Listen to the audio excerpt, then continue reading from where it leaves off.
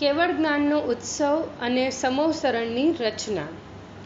આપણા ચરિત્ર નાયક ભગવાન ઋષભદેવને કેવળ જ્ઞાન થયું. તેઓ સર્વજ્ઞ થયા, અરિહંત થયા, તીર્થંકર થયા. જે વખતે પ્રભુને કેવળ જ્ઞાન થયું તે જ વખતે ભરત રાજાના શસ્ત્ર ભંડારમાં ચક્રરત્ન ઉત્પન્ન થયું અને તે જ વખતે તેને ત્યાં પુત્રરત્નની પ્રાપ્તિ થઈ. એક સાથે ત્રણે વધામણી ભરતને પહોંચી. ત્યારે ચક્રવર્તીનું રાજ અને પુત્ર એ બંને કરતાં પણ ધર્મને મહાન સમજનારા મહારાજા ભરત સૌથી પહેલાં ઋષભદેવ પ્રભુના કેવળ જ્ઞાનનો ઉત્સવ કરવા તૈયાર થયા ને અતિશય આનંદપૂર્વક ધામધૂમથી કેવડી પ્રભુનું પૂજન કરવા સમોસરણ તરફ ચાલ્યા. એને અપાર આનંદ છે તો આપણને ક્યાં ઓછો આનંદ છે. એની સવારી ભગવાન પાસે પહોંચે ત્યાર પહેલાં આપણે સમોસરણમાં પહોંચી જઈએ ને ત્યાં કેવી અદ્ભુત શોભા છે તે ચાલો જોઈએ. ભગવાનને કેવળ જ્ઞાન થતાં ફરી પાછું ઇન્દ્ર આસન ડોલી ઉઠ્યું. આખા જગતનો સંતાપ નષ્ટ થયો ને શાંતિ છવાઈ ગઈ. હર્ષથી ત્રણ લોકમાં ક્ષોભ થયો. સ્વર્ગના વાજિંત્રો જાણે કે ભગવાનના દર્શનનું સુખ લેવા માટે દેવોને નિમંત્રણ આપતા હોય તેમ સ્વયમેવ વાગી ઉઠ્યા. ઇન્દ્રે અવધિજ્ઞાન વડે ભગવાનને કેવળ જ્ઞાન થવાનું જાણતા જ અત્યંત આનંદિત થઈને નમસ્કાર કર્યા અને ભગવાનના કેવળ જ્ઞાનનો ઉત્સવ કરવા આવી પહોંચ્યા. દેવરૂપી કારીગરોએ અત્યંત ભક્તિપૂર્વક બનાવેલા ઉત્તમ સમોસરણની દિવ્ય શોભા દેખતા જ ઇન્દ્રને પણ આશ્ચર્ય થયું કે અહો, જાણે ત્રણ લોકનું મંગલ દર્પણ હોય એવા સમોસરણનું વર્ણન સાંભળતાય ભવ્ય જીવોનું મન પ્રસન્ન થાય છે. તો એના સાક્ષાત દર્શનની તો સી વાત કરવી. રત્નોની રજથી બનેલો ધુલિશા કોટ સોનાના સ્તંભ ને મણિરત્નોના તોરણોથી શોભતો હતો. અંદર ચાર રસ્તા વચ્ચે સોનાના અત્યંત ઊંચા ને અદ્ભુત ચાર માનસ્તંભ હતા. એને દૂરથી દેખતા જ મિથ્યા દ્રષ્ટિ જીવોનું માન થંભી જતું હતું. ભગવાનના અનંત ચતુષ્ટયના ચિહ્ન જેવા ચાર માનસ્તંભમાં જિનેન્દ્ર ભગવાનની સુવર્ણ પ્રતિમાઓ હતી.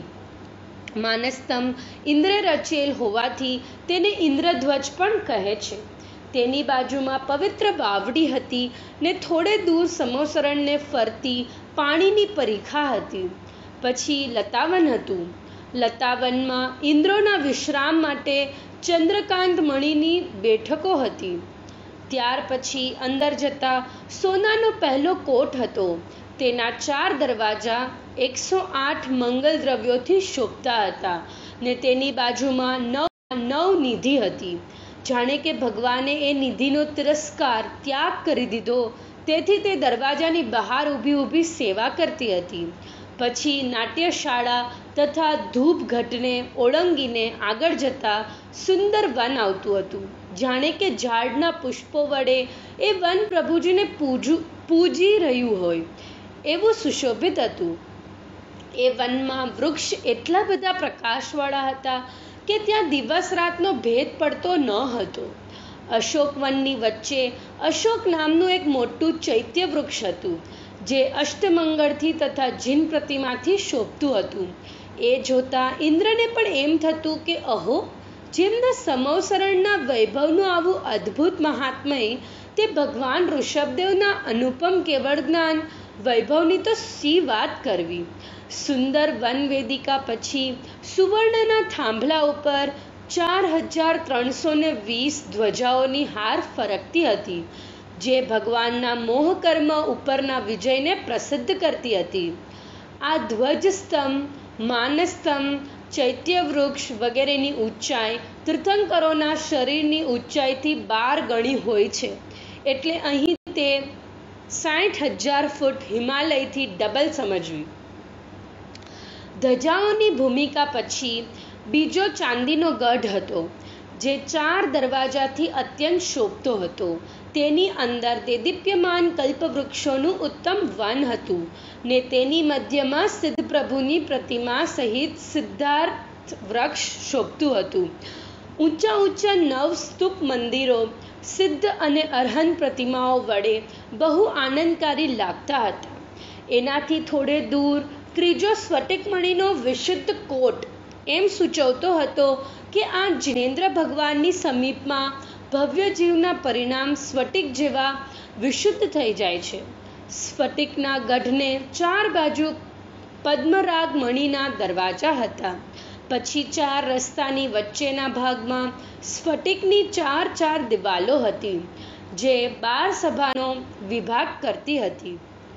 અદ્ભુત વૈભવવાળી એ દિવાલો ઉપર રત્નના થાંભલા વડે રચાયેલો આકાશ સ્ફટિકમણીનો બનેલો ઘણો વિશાળ ને અતિશય શોભાયુક્ત શ્રીમંડપ હતો. એ શ્રીમંડપ તો શ્રીમંડપ જ હતો. ભગવાને એ મંડપ વચ્ચે 3 લોકની શ્રી શોભાને ધારણ કરી હતી.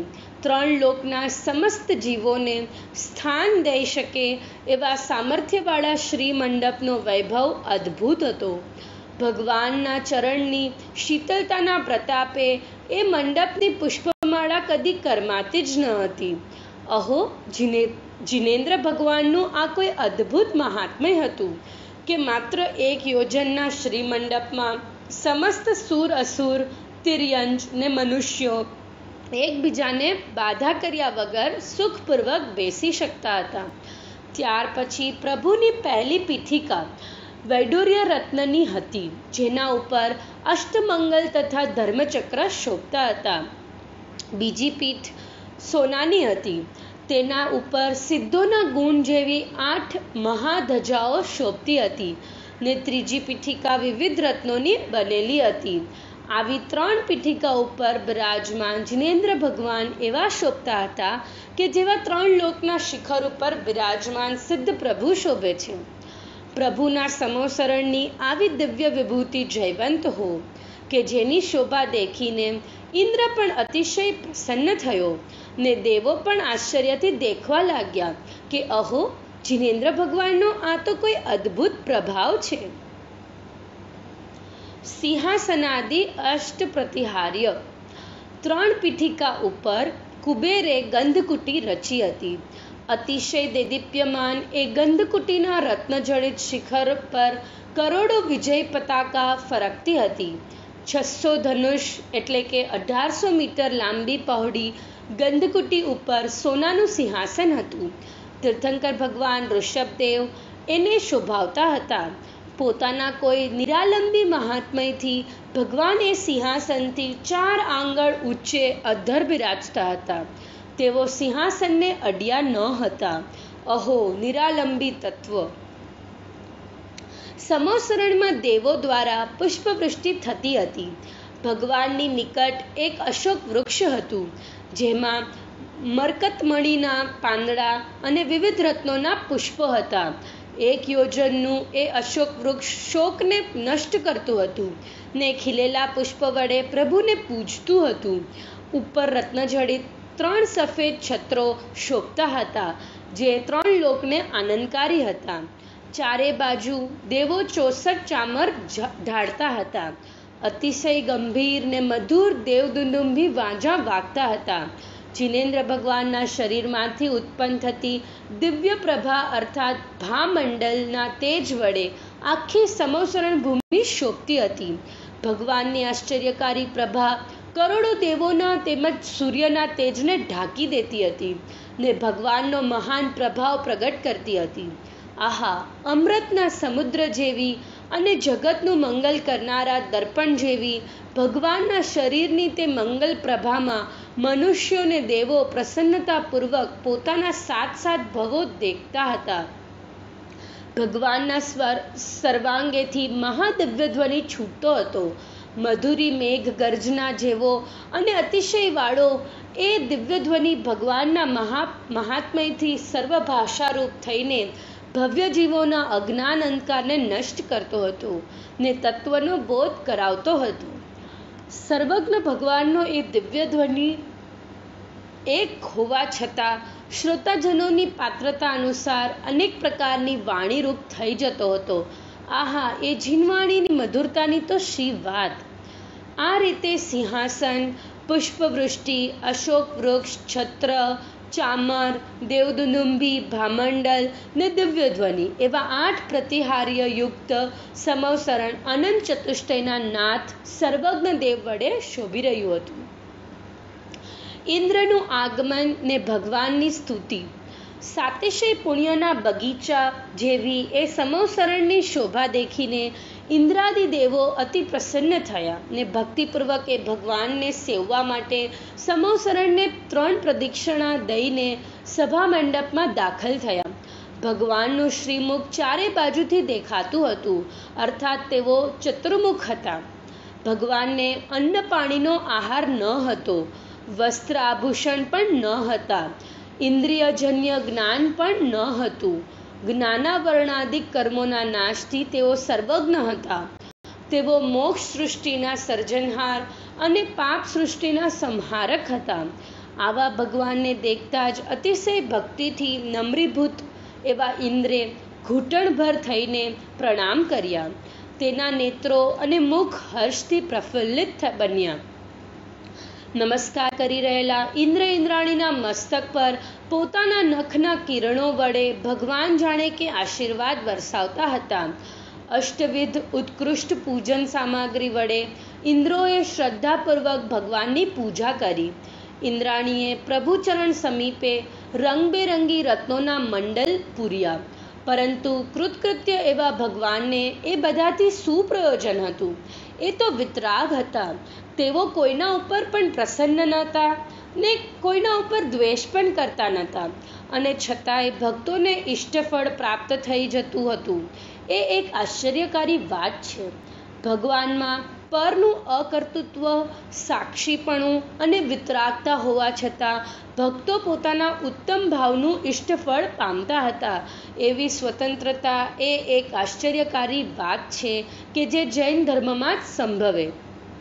ત્યારબાદ ઇન્દ્ર અત્યંત ભક્તિથી સ્તુતિ કરવા લાગ્યો કે હે જીનનાથ, આપ ગુણ રત્નોના ખજાના છો. આપના પ્રત્યેની ભક્તિ ઇષ્ટફળ દેનારી છે. અમે જળ બુદ્ધિ હોવા છતાં આપના ગુણોની ભક્તિ અમને વાચાલિત કરે છે. પ્રભો, આપનું અત્યંત નિર્વિકાર શરીર જ આપના શાંતિ સુખને પ્રગટ દેખાડી રહ્યું છે.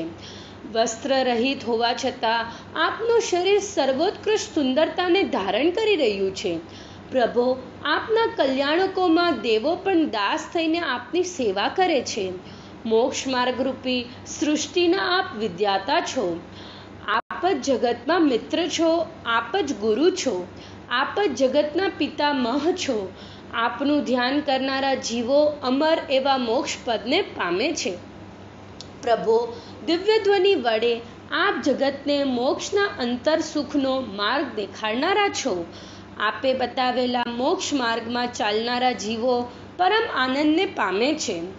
પ્રભો, જગતના સમસ્ત પદાર્થો જેમાં ભરેલા છે એવી આપની દિવ્યવાણી વિદ્વાનોને તરત જ તત્વજ્ઞાન કરાવે છે ને સ્યાદવાદરૂપી નીતિ વડે તે અંધમતનું અજ્ઞાન દૂર કરે છે. આપની વાણી એ પવિત્ર તીર્થ છે ને આપે કહેલું ધર્મરૂપી તીર્થ ભવ્ય જીવોને સંસારથી પાર થવાનો માર્ગ આપે છે. પ્રભો, સર્વ પદાર્થોને જાણનારા આપ સર્વજ્ઞ છો. મોહના વિજેતા છો. ધર્મતીર્થના કરતા તીર્થંકર છો. મુનિઓ આપને જ પુરાણ પુરુષ માને છે. કેવળ જ્ઞાનરૂપી નિર્મળ નેત્ર આપને પ્રગટ્યું છે. હે પ્રભો, આપ અમારા ઉપર પ્રસન્ન થાઓ ને અમારી પવિત્ર સ્તુતિનો સ્વીકાર કરો. આ પ્રમાણે ભક્તિપૂર્વક સેંકડો સ્તુતિ કરીને ઇન્દ્રોએ પ્રભુ ચરણોમાં મસ્તક નમાવ્યું ને ભગવાનના શ્રીમુખ તરફ ટગ ટગ જોતા સભા મંડપમાં બેઠા. શાસ્ત્રકાર કહે છે કે અહો, જિનેન્દ્ર ભગવાનના બાહ્ય વૈભવરૂપ આ દિવ્ય સમવસરણની ને માનસ્તંભ વગેરેની પણ હું પ્રસન્નતાપૂર્વક સ્તુતિ કરું છું, વંદના કરું છું તથા તેમના અંતરંગ વૈભવનું સ્મરણ કરું છું, ચિંતન કરું છું. સ્વયંભૂ ભગવાન ઋષભદેવની ધર્મસભામાં અનુક્રમે 12 કોઠામાં પ્રથમ ગણધરાદિ મુનિવરો, બીજું કલ્પવાસી દેવીઓ, ત્રીજું આરિકા અને શ્રાવિકાઓ, ચોથું જ્યોતિષી દેવીઓ, પાંચમું વ્યંતર દેવીઓ, છઠ્ઠું ભવનવાસી દેવીઓ, સાતમું ભવનવાસી દેવ, આઠમું વ્યંતર દેવ, નવમું જ્યોતિષી દેવ, દસમું કલ્પવાસી દેવ, 11મું મનુષ્યો તથા 12મું તિર્યંચોની સભા હોય છે. સમોસરણના દિવ્ય વૈભવ વચ્ચે પણ નિર્લેપપણે બિરાજમાન ધર્મચક્રના અધિપતિ એવા શ્રી જિનેન્દ્ર ભગવાનના આત્મવૈભવનું જે ભવ્ય જીવ ભક્તિપૂર્વક સ્તવન તથા ચિંતન કરે છે તે સમસ્ત ગુણોથી ભરપૂર એવી સમ્યક્ત્વાદી જીન વિભૂતિને પામે છે. સમોસરણમાં ભરત ચક્રવર્તીનું આગમન, વંદન, પૂજન અને સ્તુતિ. આ તરફ ભગવાન ઋષભદેવના કેવળ જ્ઞાનનો ઉત્સવ કરવા ભરત મહારાજાની સવારી ઠાઠમાઠ સહિત પુરીમતાલ નગરીમાં સમોસરણ સમીપ આવી પહોંચી. બધા કાર્યમાં સૌથી પહેલું ધર્મનું કાર્ય કરવું જોઈએ એમ સમજનારા ભરતે ચક્રરત્ન તથા પુત્ર જન્મના ઉત્સવ પહેલા ભગવાનના કેવળ જ્ઞાનની પૂજા કરવાનો નિશ્ચય કર્યો હતો. બાહુબલી વગેરે નાના ભાઈઓ તેમજ પુત્ર પરિવાર સહિત ધર્મ દરબારમાં આવીને ભરતરાજે અતિ ભક્તિપૂર્વક ભગવાન જિનેન્દ્રદેવના દર્શન વંદન કર્યા અને પછી મહા આનંદપૂર્વક તેમની પૂજા કરી. આપણે પણ તેમની સાથે જ સમ્યક ભાવથી જીન પૂજા કરીએ. જીન દરબારમાં મંગલ પ્રવેશ. નમો જિનેશ્વર દેવ, હું પરમ સુખી ભગવાન, આરાધી તુજ પંથને પામું પદ નિર્વાણ. હે ધર્મ પિતા સર્વજ્ઞ જિનેશ્વર ચેતન મૂર્તિ, આપ જ છો મુજ ચેતનનું રૂપ જોવાને, દર્પણ સમ પ્રભુ પણ આપ જ છો. સમ્યક દર્શન જ્ઞાન ચરણથી આપે અનુપમ સુખ પિયા.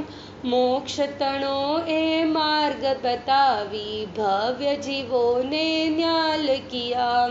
મોક્ષ માર્ગનો પથિક હું આવ્યો તુજ દરબાર, તુજ સમયાતમ ભાવના એ જ પૂજનનો સાર.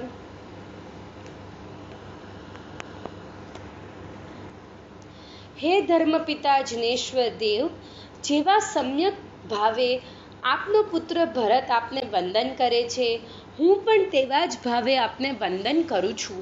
ભરતની જેમ હું પણ આપનો જ નંદન છું. મોક્ષ માર્ગનો પથિક હું આવ્યો તુજ દરબાર, તુજ સમ આત્મ ભાવના એ જ પૂજનનો સાર. ભગવાન ઋષભદેવ પ્રત્યે ભાવભીની ભક્તિ. આ 24મીમાં ભગવાન ઋષભદેવ પહેલા તીર્થંકર થયા. તેમણે આ યુગમાં ધર્મની શરૂઆત કરી. ભવસાગરથી તરવાનો ઉપાય બતાવીને તેમણે આ ભરત ક્ષેત્રમાં ધર્મયુગનો પ્રારંભ કર્યો. દિવ્ય ધ્વનિ વડે વિતરાગતા અને સર્વજ્ઞતાનો માર્ગ ખુલ્લો કરીને અનેક જીવોને મોક્ષ માર્ગમાં લગાડ્યા ને ભવસાગરથી તાર્યા. આ રીતે ધર્મયુગના પ્રણેતા એવા શ્રી આદિનાથ જિનેન્દ્રના ચરણોમાં નમસ્કાર કરું છું. અમારું મસ્તક આપના ચરણમાં નમ્યું તે હવે બીજાને કોઈ કાળે નહીં નમે. આપની ભક્તિના અવલંબનના બળ વડે અમે ભવસાગરને તરી જશું. એટલે કે વિતરાગ ભાવના ઘોલન વડે રાગને તોડીને સર્વજ્ઞતાને પામશું. આપની ભક્તિ કરીને અમે આપના જેવા થઈશું.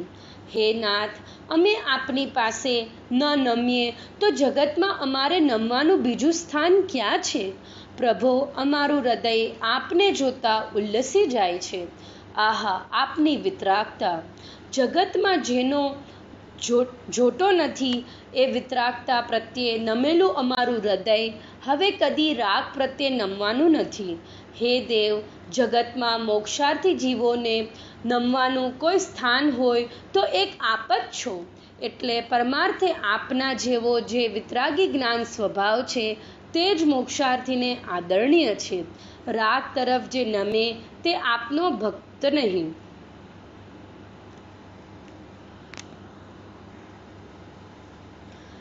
સાચા જીન ઉપાસક એવા સમ્યક દ્રષ્ટિ ભરતને સમ્યક ભાવથી જીન પૂજા કરતા રોમાંચકારી ચૈતન્ય ઉર્મિઓ જાગતી હતી. પૂજન બાદ ઘૂંટણીએ પડીને નમસ્કારપૂર્વક ભરત રાજાએ ધર્મચક્રવર્તી એવા તીર્થંકર પ્રભુની સ્તુતિ કરી. હે પ્રભો, આપ ધર્મના નાયક છો, આપ મોક્ષ માર્ગના નેતા છો, આત્મ સ્વરૂપને જાણનારાઓના આપ ધ્યેય છો. ઇન્દ્રિયો વિદ્યમાન હોવા છતાં આપ અતિન્દ્રિય છો. વિષય કશાય રહિત સંપૂર્ણ આત્મિક સુખ આપને પ્રગટ્યું છે. પ્રભો, આપ તો અનંત ગુણ સંપન્ન છો. અમે અલ્પ બુદ્ધિ જીવો આપના પવિત્ર ગુણોનું સ્તવન કઈ રીતે કરી શકીએ? આપના ગુણોની સ્તુતિ તો દૂર રહી, આપનું નામ પણ અમને પવિત્ર કરે છે. હે પ્રભો, આપને જ ઈષ્ટદેવ માનીને અમે આપની જ ઉપાસના કરીએ છીએ ને આપે દેખાડેલા મોક્ષ માર્ગને ઉપાસીને મોક્ષ પ્રાપ્ત કરવા ચાહીએ છીએ. એ પ્રમાણે વંદન, પૂજન, સ્તવન કરીને દેવો પણ જેને આશ્ચર્યથી જોઈ રહ્યા છે એવા તે ભરત ચક્રવર્તી શ્રી મંડપમાં જઈને મનુષ્યોની સભામાં અગ્રસ્થાને બેઠા. આખી સભા તત્વનું સ્વરૂપ જાણવાની ઈચ્છાથી ભગવાનની દિવ્ય વાણી સાંભળવા માટે હસ્તાંજલિ જોડીને શાંત થઈ ગઈ. ત્યારે મહારાજા ભરતે વિનયપૂર્વક ભગવાનને પ્રાર્થના કરી કે હે ભગવાન, તત્વો કેટલા છે? તેમાં શુદ્ધ આત્મતત્વ કેવું છે?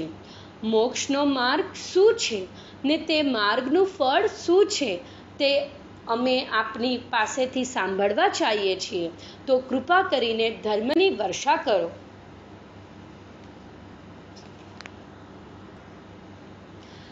ભગવાનના દિવ્ય ઉપદેશ વડે ભરત ક્ષેત્રમાં ધર્મયુગનો પ્રારંભ. ભરત રાજે પ્રાર્થના કરતા તીર્થંકર ભગવાન ઋષભદેવે અત્યંત ગંભીર દિવ્યવાણી દ્વારા તત્વોનું વિવેચન કર્યું. દિવ્યવાણી છૂટતી વખતે પણ ભગવાનના મુખમાં કોઈ ફેરફાર, હોઠનું હલનચલન વગેરે થતો ન હતો. શું પદાર્થોને પ્રકાશિત કરતી વખતે દર્પણમાં વિકાર થાય છે? નહીં. પ્રયત્ન વિના, ઈચ્છા વિના સર્વાંગેથી એ વિતરાગ વાણીનો ધોધ વહેતો હતો.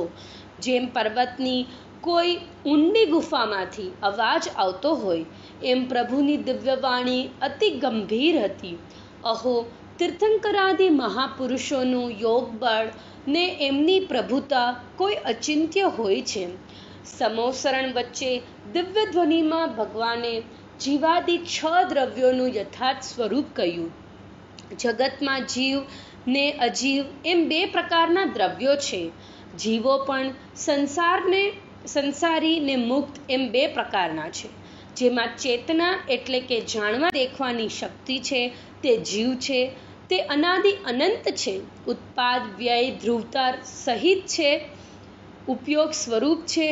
શુભ અશુભ કે શુદ્ધ ભાવરૂપ સ્વકર્મનો કર્તા છે. તેના ફળનો ભોગતા છે.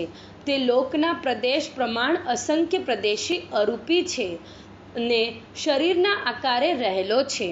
અનંત ગુણ સંપન્ન છે. લોકાગ્ર સુધી ઉર્ધ્વગમન સ્વભાવી છે.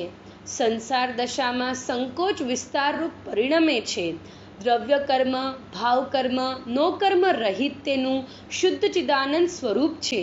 તે મોક્ષ દશામાં પ્રગટે છે ને ધર્મી જીવો તેને પોતામાં સ્વાનુભવથી જાણે છે. જીવનું સંશોધન કરવા માટે ગતિ વગેરે 14 માર્ગણાઓ પણ ભગવાને વિસ્તારથી બતાવી. જીવની પર્યાયના 14 ગુણસ્થાનો બતાવ્યા. ઔપશમિક, ક્ષાયિક, ક્ષાયોપશમિક, ઔદયિક અને પારિણામિક એ 5 ભાવો જીવના નીચ તત્વ છે. તેમનું સ્વરૂપ ઓળખાવ્યું.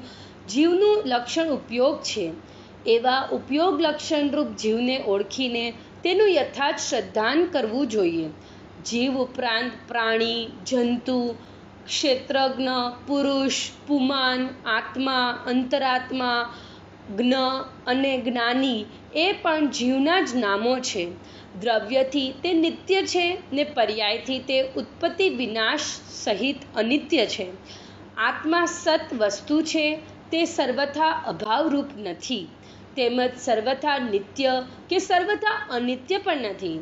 તે સર્વથા અકર્તા કે અભોગતા પણ નથી. તેને સંસાર છે ને તે સંસારથી છૂટીને મોક્ષ પણ પામે છે. તે મોક્ષનો ઉપાય રત્નત્રય છે કે જે રાગ વગરના છે. કુમાર્ગ છોડીને આમાં જીવ તત્વોનો જે મોક્ષના ઉપાયનો નિશ્ચય કરવો જોઈએ ને પછી અણુવ્રતરૂપ શ્રાવકપણું કે મહાવ્રતરૂપ મુનિપણું અંગીકાર કરવું જોઈએ. એમ શ્રાવક ધર્મ તથા મુનિ ધર્મ ભગવાને ઉપદેશ્યો. વળી ભગવાનની દિવ્ય દેશનામાં એમ આવ્યું કે જીવની નરક, તિર્યંશ, મનુષ્ય ને દેવ એ ચારે ગતિ તે સંસાર અવસ્થા છે અને રત્નત્રય દ્વારા સમસ્ત કર્મોનો અત્યંત ક્ષય થતા જે અનંત સુખ સ્વરૂપ સિદ્ધગતિ પ્રગટે છે તે મોક્ષ દશા છે. સમ્યક દર્શન, સમ્યક જ્ઞાન, સમ્યક ચારિત્ર એવા રત્નત્રય રૂપ સાધન વડે તેની પ્રાપ્તિ થાય છે. આવા જીવાદી તત્વોનું તથા સાચા દેવશાસ્ત્ર ગુરુનું અત્યંત પ્રસન્નતાપૂર્વક શ્રદ્ધાન કરવું તે સમ્યક દર્શન છે. આ સમ્યક દર્શન મોક્ષ પ્રાપ્તિનું પહેલું સાધન છે. જીવાદી પદાર્થોના યથાર્થ સ્વરૂપને પ્રકાશિત કરનારું ને અજ્ઞાન અંધકારનો નાશ કરનારું જે જ્ઞાન છે તે સમ્યક જ્ઞાન છે. ઇષ્ટ અનિષ્ટ પદાર્થોમાં સમતા ભાવ ધારણ કરીને નિજ સ્વરૂપમાં ચરવું એવા માધ્યસ્થ લક્ષણરૂપ સમ્યક ચારિત્ર છે. આ સમ્યક ચારિત્ર યથાર્થપણે તૃષ્ણા રહિત, મોક્ષાર્થી, વસ્ત્ર રહિત અને અહિંસક એવા મુનિને જ હોય છે. આ સમ્યક દર્શન, સમ્યક જ્ઞાન, સમ્યક ચારિત્ર રૂપ રત્નત્રયની પૂર્ણતા તે મોક્ષનું કારણ છે. તેમાંથી એકેય ઓછું હોય તો તે પોતાના કાર્યને એટલે કે મોક્ષને સાધી શકતા નથી. સમ્યક દર્શન હોય તો જ જ્ઞાન ને ચારિત્ર સફળ છે. સમ્યક દર્શન રહિત બાહ્ય ચારિત્ર કોઈ પણ કાર્યકારી નથી, પરંતુ તે તો અંધ પુરુષની દોડ સમાન છે. એ જ રીતે ચારિત્ર વગર એકલા દર્શન જ્ઞાન વડે પણ મોક્ષ સધાતો નથી. આ રીતે રત્નત્રય રૂપ મોક્ષ માર્ગ ભગવાને બતાવ્યો. જૈન ધર્મમાં આપ્ત આગમ અને પદાર્થોનું જે સ્વરૂપ કહ્યું છે તેનાથી વધારે કે ઓછું 3 કાળમાં હોતું નથી.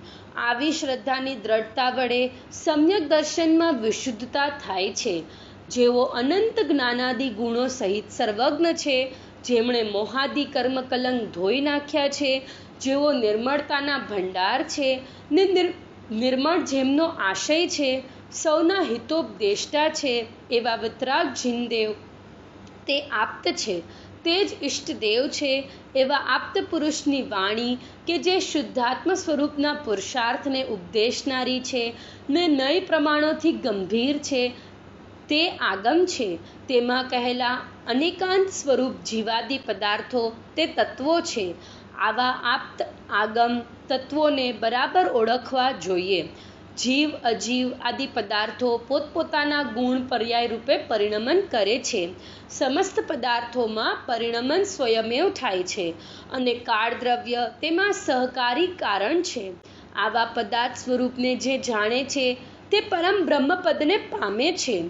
આ રીતે ભરત ક્ષેત્રના આદ્ય તીર્થંકર ભગવાન ઋષભદેવે દિવ્ય ધ્વનિ દ્વારા જીવાદી 6 દ્રવ્યોનું, મોક્ષ વગેરે પુરુષાર્થનું, મુનિધર્મ તથા શ્રાવક ધર્મનું, મોક્ષ અને તેના માર્ગરૂપ રત્નત્રયનું, બંધ અને બંધના કારણોનું, સંસારી અને મુક્ત જીવનું, 3 લોકની રચનાનું, સ્વર્ગ નરક ને દ્વીપ સમુદ્ર વગેરેનું, તીર્થંકરો ચક્રવર્તીઓ વગેરેના ચરિત્રનું, તીર્થંકરોના કલ્યાણકોનું, ગુણસ્થાન માર્ગણા સ્થાનનું, ગતિ આગતિનું તથા મુનિઓની વૃદ્ધિ વગેરેનું નિરૂપણ કર્યું.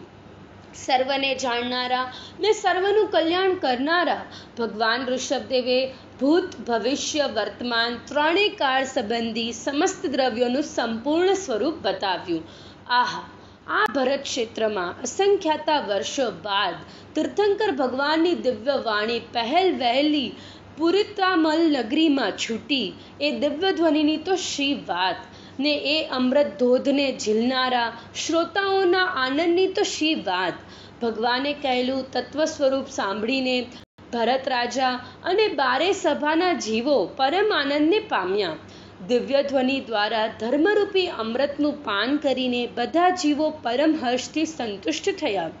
પરમ આનંદિત થઈને ભક્તિ નિર્ભર એવા ભરત રાજા ભગવાન સમીપે ક્ષાયિક સમ્યક્ત્વ, અવધિ જ્ઞાન તેમજ અણુવ્રતોની પરમ વિશુદ્ધિને પામ્યા.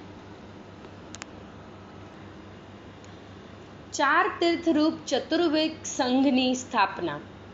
એ જ વખતે ભરતના નાના ભાઈ વૃષભસેન કે જે આ પુરીમતાલ નગરીના રાજવી હતા તથા પ્રાજ્ઞ, શૂરવીર, પવિત્ર, ધીર, ગંભીર ને અતિશય બુદ્ધિમાન હતા, તેમણે ભગવાનના પ્રથમ ઉપદેશથી સંબોધિત થઈને ભગવાનના ચરણોમાં મુનિ દીક્ષા ધારણ કરી. તેઓ ભગવાનના પ્રથમ ગણધર થયા. ભગવાનના જે પુત્ર હતા તે જ તેમના ધર્મપુત્ર એટલે કે ગણધર થયા ને 7 રુદ્ધિ તથા 4 જ્ઞાન વડે શોભી ઉઠ્યા. આ ઉપરાંત આહારદાન દેનારા રાજા સોમપ્રભ, શ્રેયાસકુમાર તથા અન્ય રાજાઓએ પણ દીક્ષા લઈને ભગવાનના ગણધર થયા.